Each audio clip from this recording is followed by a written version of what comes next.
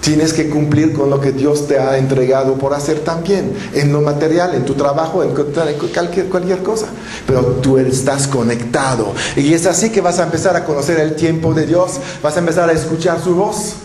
Le dices, ay, gracias Señor por mi coche, ya me voy. Ay, gracias Señor porque ya llegué. Pasó 1 hora, eso es orar sin cesar. Estabas conectado. Orar no es un acto religioso, orar es un acto natural de alguien que ha nacido de nuevo y que su espíritu está conectado con Dios todo el tiempo y que puede tener acceso a Él y hablar con Él cuando quiere. Es lo que tenemos que hacer. Hay 2 cosas en la Biblia. Hay 2 tipos de palabras, por eso hay 2 tipos de promesas. Hay la palabra logo, así se llama, logos. ¿Qué quiere decir logos? Letra. Es una palabra que viene para el conocimiento. Esto se trata, cuando lees la palabra logos, ahí con tu entendimiento, vas a descubrir el deseo básico de Dios. El deseo básico universal, lo que es para todos. Pero nosotros tenemos una segunda palabra. Los que hemos nacido de nuevo, tenemos nosotros acceso a la palabra rema. La palabra rema es la palabra que te da, que te explica, que te enseña, que te muestra la voluntad específica de Dios para ti. Y cuando estás leyendo, vas a ver que mucho de lo que vas a leer va a ser palabra logos. Vas a conocer el deseo básico de Dios para el hombre en general. Pero a un momento dado vas a decir, eso, este versículo, este era para mí. Esa es la promesa de hoy de Dios para mí. Eso es una palabra rema. Somos pocos privilegiados en este mundo a tener acceso a esta palabra, a una palabra que te enseña la voluntad de Dios específica para tu vida en el momento que la lees. Ahí está la promesa que estabas necesitando. Y la palabra rema puede venir leyendo, la palabra rema puede venir orando, porque un momento dado Dios te va a acordar de un versículo que has leído hace 1 año, hace 1 mes, hace 2 días. Y dices, hijo, no había pensado en esto, pero eso es la palabra para mí hoy. Dios habla su palabra a tu favor, todo el tiempo. Es lo que es tremendo. Entonces tenemos esto. Y vamos a ver que hubo ejemplos de promesas. Y tenemos que conocer estos ejemplos para ver que a veces tenemos que tener un poquito más de fe.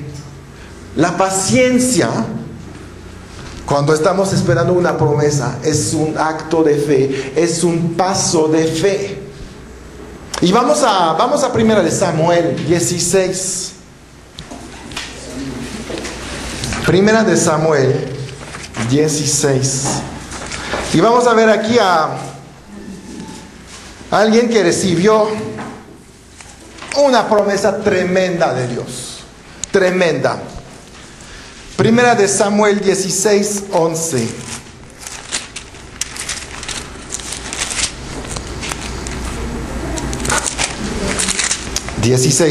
Dice: entonces dijo Samuel a Isaí: ¿son estos todos tus hijos? Y él respondió: queda aún el menor que apacienta las ovejas. Y dijo Samuel a Isaí: envía por él, porque no nos sentaremos a la mesa hasta que él venga aquí. Envió pues por él y lo hizo entrar, y era rubio, hermoso de ojos y de buen parecer. Entonces Jehová dijo: levántate, Dios hablando a Samuel, levántate y úngelo, porque este es. Y Samuel tomó el cuerno del aceite y lo ungió en medio de sus hermanos. Y desde aquel día en adelante, el Espíritu de Jehová vino sobre David. Se levantó luego Samuel y se volvió a Ramá. Estamos en un momento donde había un rey que era Saúl, y que era un rey rebelde, era un rey que hacía las cosas a su manera, que no quería escuchar a Dios, no tenía esta paciencia, hacía las cosas a su tiempo, a sus manos. Y ahí vemos que Dios ya dijo: voy a quitar este rey. Este rey no está bendiciendo mi pueblo. Voy a poner un rey como yo quiero.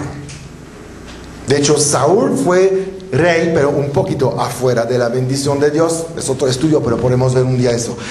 Pero ahorita Dios decide realmente dar el reino de Israel a David.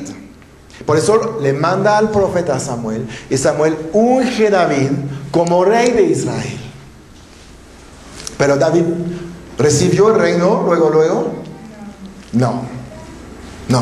David finalmente se regresó a sus ovejas. Era rey de Israel, el rey ungido por Dios, elegido por él, con todo lo de la ley, pero fue ungido y se regresó a trabajar a sus ovejas.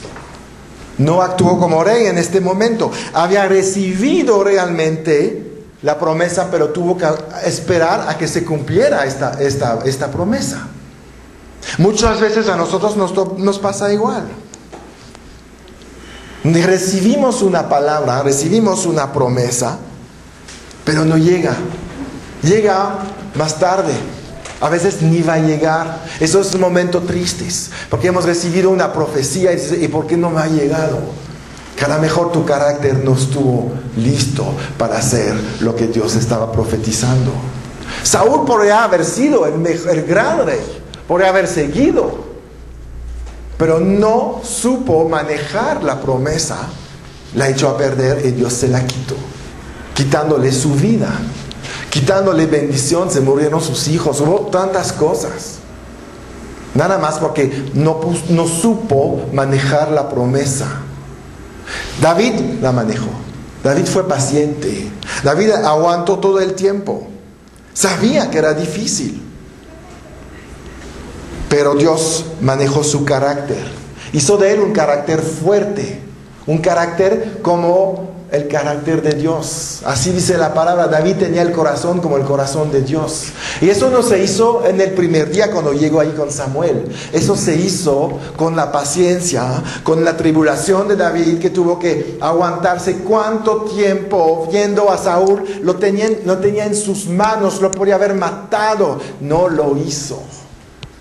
Porque no se cumplen las promesas de Dios en nuestras manos. Se cumplen las promesas de Dios en sus manos, en su tiempo, conforme a su voluntad. Y David había entendido esto. Cuando David tenía la posibilidad de matar a Saúl, lo hubiera hecho y al día siguiente se levantaba como rey. Pero con cuánta oposición. Con cuánto derramo de sangre se hubiera mantenido ahí y por cuánto tiempo. Él dejó que las cosas se hagan en el tiempo de Dios. No se adelantó. Él siguió haciendo lo que tenía que hacer. Soy rey de Israel, pero ahorita mi chamba es de cuidar las ovejas. Soy rey de Israel, pero mi problema ahorita es de esconderme de este rey que me quiere matar. Porque Dios no le había dado la autoridad todavía sobre el país. Y si tú buscas la promesa demasiado temprano, no en el tiempo de Dios, esta bendición puede traer problemas. Puede haber traído muchos problemas a David, oposición. Lo hubieran asesinado un día a otro. Lo que siembras es lo que cosechas. Pero la palabra dice en Proverbios que la bendición de Dios es la que enriquece y no añade tristeza con ella. Entonces, a veces decimos, hey, quiero. Espera, porque cuando va a venir, eso te va a enriquecer en la área que tú has pedido y además nunca vas a tener tristeza con ella. Es peor ganar la lotería y a los 3 meses o los 3 años quedarte en la calle.